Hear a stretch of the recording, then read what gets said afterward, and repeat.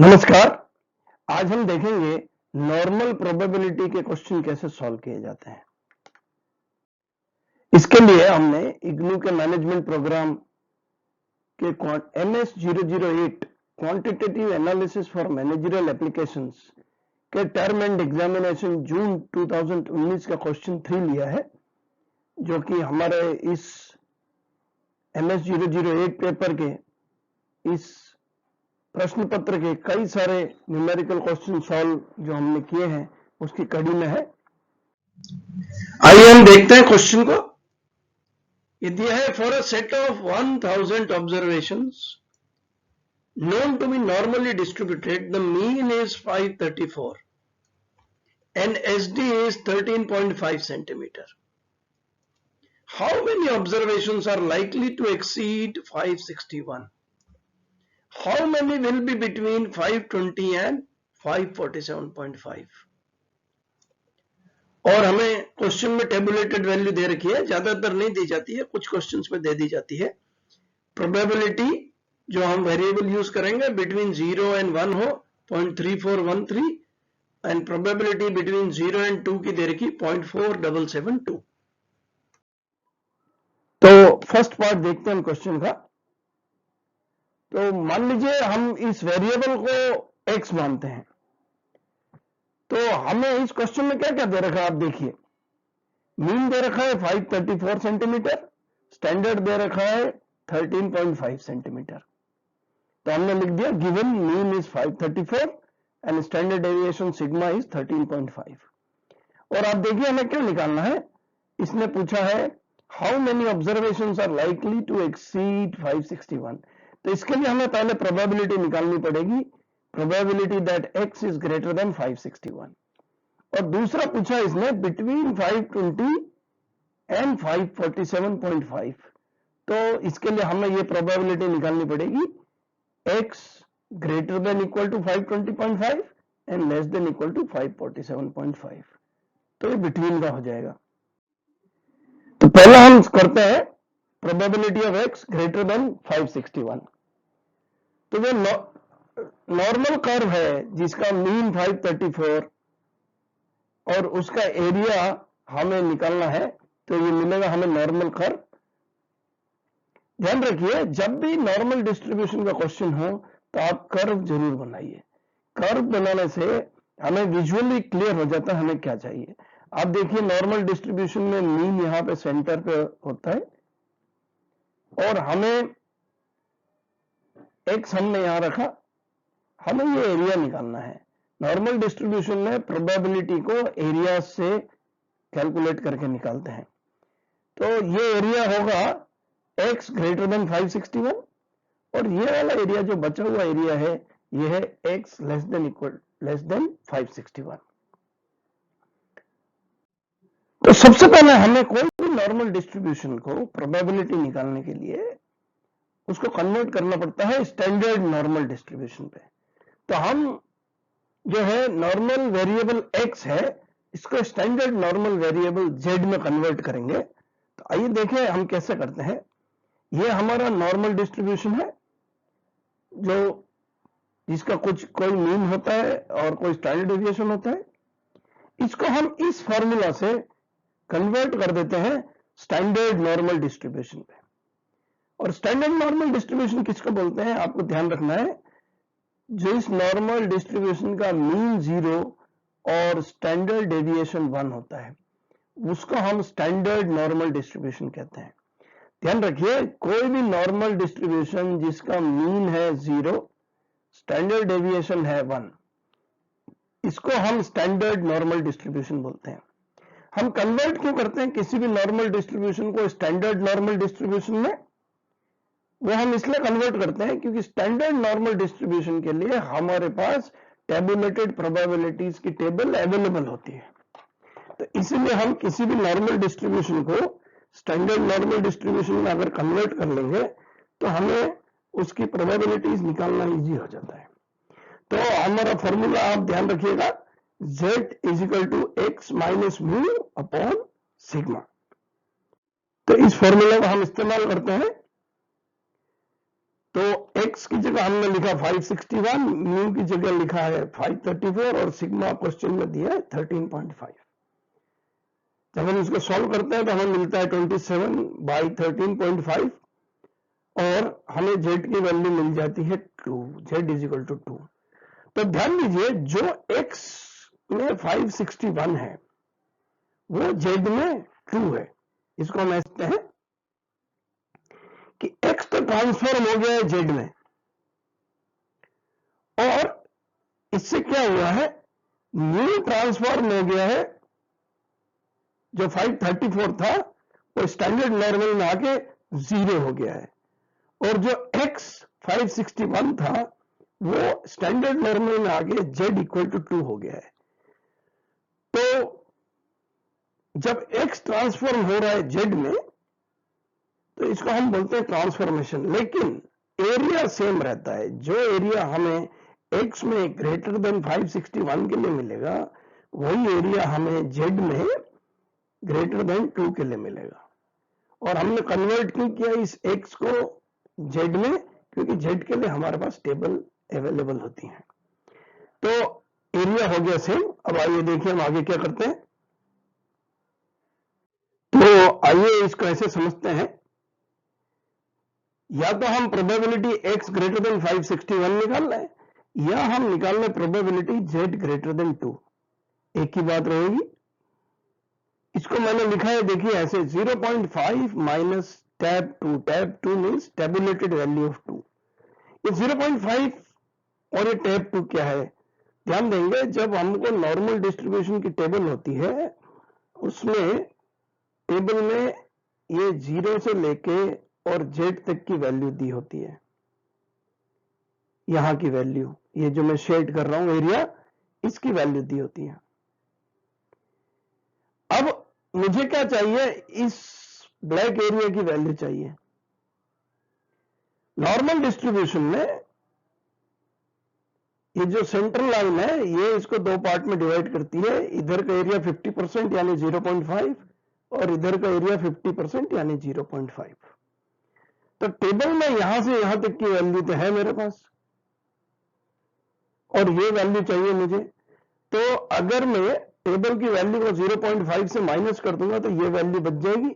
इसलिए मैंने लिखा है 0.5 minus tab 2 minus 0.5 minus tabulated value of 2। ये ध्यान रखेंगे इस क्वेश्चन में आपको टेबुलेटेड वैल्यू दे रखी है, लेकिन कई बार टेबुलेटेड वैल्यू नहीं दे रखी होती है तो हमें टेबल से ढूंढ के निकालनी होती है। इस स्लाइड के बाद वो भी सिखाऊंगा आपको टेबल से टेबुलेटेड वैल्यू कैसे देते हैं, देखते हैं। तो हमने 0.5 माइनस टेबुलेटेड वैल्यू ऑफ 2 जो हमको क्वेश्चन में दी थी 0.4772 वो लिख दी। तो आ गया हमारा प्रोबेबिलिटी 0.0228। मतलब the probability that observation are likely to exceed 561 is 0.0228। जो प्रोबेबिलिटी है x ग्रेटर देन 561 की 0.0228 है। लेकिन हमको केवल प्रोबेबिलिटी नहीं निकालनी है। कुछ क्वेश्चन में पूछते हैं क्या प्रोबेबिलिटी है, कुछ क्वेश्चन में प्रोबेबिलिटी नहीं पूछते हैं, एक चीज एक्स्ट्रा पूछते हैं। और जैसे कि आप देखिए इस क्वेश्चन में प्रोबेबिलिटी नहीं पूछा है, क्या पूछा है, हाउ मेनी ऑब्जर्वेशंस, कितने ऑब्जर्वेशंस हैं जो 561 को एक्सीड करेंगे, 1000 में से कितने।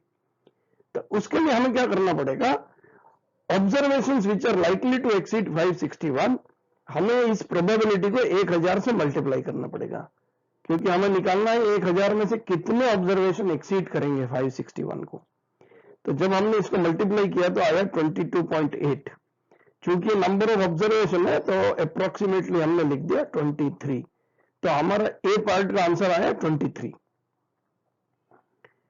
जैसा कि मैंने आपको कहा कि टेबल की वैल्यू दे रखी थी, कई बार टेबल की वैल्यू दे नहीं रखी होती है और इस तरह की टेबल दी जाती है हमको एग्जामिनेशन में। तो इस टेबल से हमें वैल्यू निकालनी होती है। तो हमको किसकी देखनी है, 2 की वैल्यू। और आप ये देखिए टेबल 0 से z के बीच की वैल्यू दे रहा है, तो हमें 2 की वैल्यू निकालनी है। 2 की वैल्यू के लिए हम यहां पे देखिए ये z दिया हुआ है, यहां से z की वैल्यू को यहां से देखेंगे 2 पे, और आप देखिए ये 2 ये रहा, और इसको 2 के आगे कुछ नहीं दिया है तो हम देखेंगे 0.00 पे। मान लीजिए ये 2.02 की वैल्यू होती तो हम यहाँ पे देखते 2 को 0.02 पे, तो हमें 2 की वैल्यू निकालनी है, तो आप देखिए 0.4772 आप नोट करेंगे, यही वैल्यू हमारे को क्वेश्चन में भी दे रखी थी 0.4772। आइए अब सेकंड पार्ट करते हैं। सेकंड पार्ट क्या है, probability x greater than equal to 520.5 and less than equal to 547.5। तो इसके लिए भी जैसे कि मैंने कहा, कभी भी नॉर्मल डिस्ट्रीब्यूशन क्वेश्चन करना हो तो डिस्ट्रीब्यूशन बना के जरूर देखिए कि हमें कहां का एरिया निकालना है। तो ये आप देखिए, ये 534 है, इससे 520.5 छोटा है इस तरफ, तो ये हमने कर लिया, और 547.5 बड़ा है तो वो इस तरफ आ गया, मतलब हमें ये एरिया निकालना है बीच वाला। तो मैंने इसको लिख दिया x1 520.5, x2 547.5। तो ये हमारा नॉर्मल कर्व है और ये हमने शो करा है कि हमें कौन सा एरिया चाहिए। तो देखिए प्रोसेस सेम रहेगा कैलकुलेशन का, हम नॉर्मल वेरिएबल x को कन्वर्ट करेंगे स्टैंडर्ड नॉर्मल वेरिएबल z में, और फॉर्मूला जैसे कि मैंने आपको बताया वही रहेगा, z is equal to x minus mu upon sigma. इस फॉर्मूला को याद कर लेंगे, नॉर्मल डिस्ट्रीब्यूशन के सभी क्वेश्चन में ये फॉर्मूला यूज होता है। तो पहले हम 520.5 को करते हैं, इसको हमने x1 नाम दिया है, तो x1 को हम z1 में कन्वर्ट करने के लिए इस फॉर्मूला को यूज करते हैं। तो x की जगह हमने लिखा 520.5 और म्यू की जगह 534 क्वेश्चन में दिया हुआ था, और सिग्मा की जगह 13.5।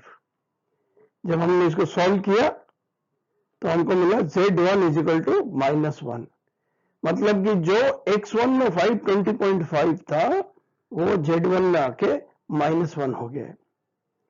ऐसे ही x2 हमने लिया है 547.5, तो हमने x की जगह रख दिया 547.5, म्यू हमको दिया था 534, सिग्मा दिया है 13.5।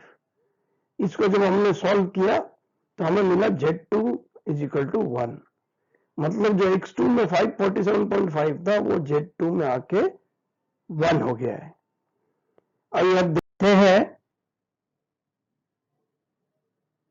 देखिए x1 जो था हमारा 520.5 वो बन गया z1 -1, और x2 था 547.5, ये बन गया z2 में 1। तो x1 x2 क्या हो गए, ट्रांसफॉर्म हो गए z1 z2 हो गए। इसी तरह से म्यू जो हमारा 534 था ये ट्रांसफॉर्म होकर हमारा 0 हो गया, और सिग्मा 13.5 था ये ट्रांसफॉर्म होकर हमारा 1 हो गया।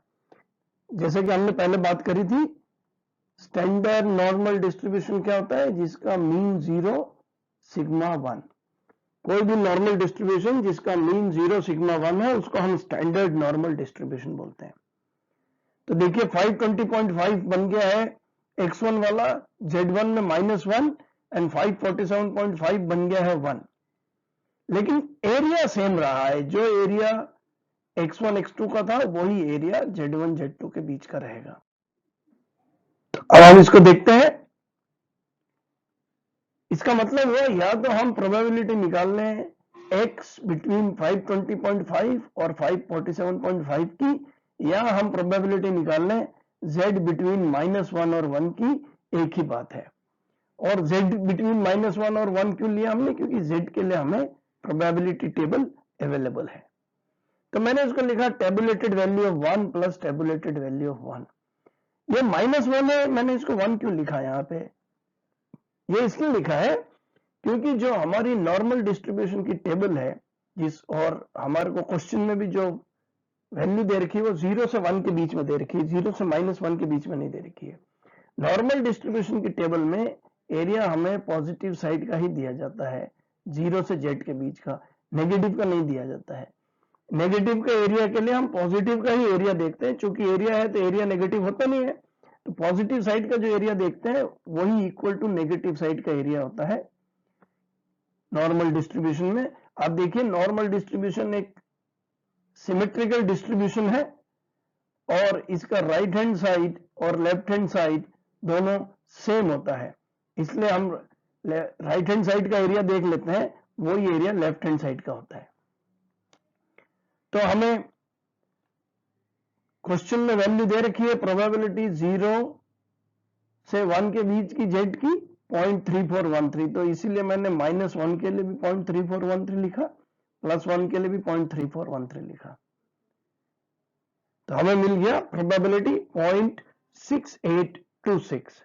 मतलब कि प्रोबेबिलिटी कि हमारी जो ऑब्जर्वेशन है 520.5 और 547.5 के बीच में रहेगी, वो है 0.6826, या हम इसको ऐसे भी बोल सकते हैं 68.26% चांस है कि हमारी ऑब्जर्वेशंस फिर 520.5 से 547.5 में रहेगी।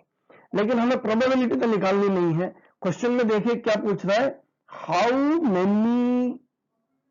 Many will lie between 520.5 and 547.5। कई क्वेश्चंस में प्रोबेबिलिटी निकालने के लिए पूछता है, लेकिन कई क्वेश्चंस में हाउ मेनी भी पूछता है, मतलब कि 1000 में से कितने। तो हमें प्रोबेबिलिटी है, प्रोपोर्शन तो दे दिया है 0.6826। अब हमें हाउ मेनी निकालना है। हाउ मेनी निकालने के लिए जो भी हमारी प्रोबेबिलिटी आई है, हम उसको सैंपल साइज से मल्टीप्लाई कर देते हैं।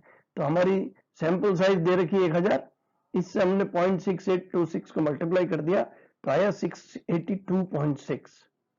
मतलब कि अप्रोक्सीमेटली 683 वैल्यूज 520.5 और 547.5 के बीच में फॉल करेंगे। आइए हम देखते हैं, अगर हमें प्रोबेबिलिटी की वैल्यू क्वेश्चन में नहीं दे रखी होती और हमें एग्जामिनेशन में टेबल में से निकालनी होती तो हम कैसे निकालते हैं। आप ये देखिए, टेबल में वैल्यू जो है पॉजिटिव साइड की दे रखी है 0.00 से 3 तक, कोई आपको नेगेटिव वैल्यू नहीं दिख रही है। तो नेगेटिव वैल्यू हम पॉजिटिव साइड से निकालते हैं। फॉर एग्जांपल मान लीजिए आपको 2.06 की वैल्यू चाहिए पॉजिटिव, तो आप ये 2.0 को और ये देखिए 0.06, तो इसके नीचे देखेंगे तो ये 2.06 की वैल्यू होगी। अगर मुझे -2.06 की वैल्यू चाहिए तो मैं क्या करूंगा, माइनस के लिए तो मेरे पास टेबल है नहीं, लेकिन 2.06 को ही देखेंगे हम, और वो -2.06 की वैल्यू हो जाएगी। तो ऐसे हमें यहाँ क्या निकालना था, -1 और 1 के बीच की वैल्यू निकालनी थी। तो 1 के लिए हम निकाल लेंगे वैल्यू, वही -1 के भी काम आएगी। तो देखिए हमें 0.3413 यही क्वेश्चन में भी दे रखी थी, हमें टेबल से निकालनी होती तो यहां से निकालते हैं। तो ये हमने देखा कि नॉर्मल डिस्ट्रीब्यूशन के क्वेश्चन कैसे सॉल्व करने हैं। ये इग्नू के पेपर में 2019 जून में आया था क्वेश्चन, उसको हमने सॉल्व किया। आपका बहुत बहुत धन्यवाद।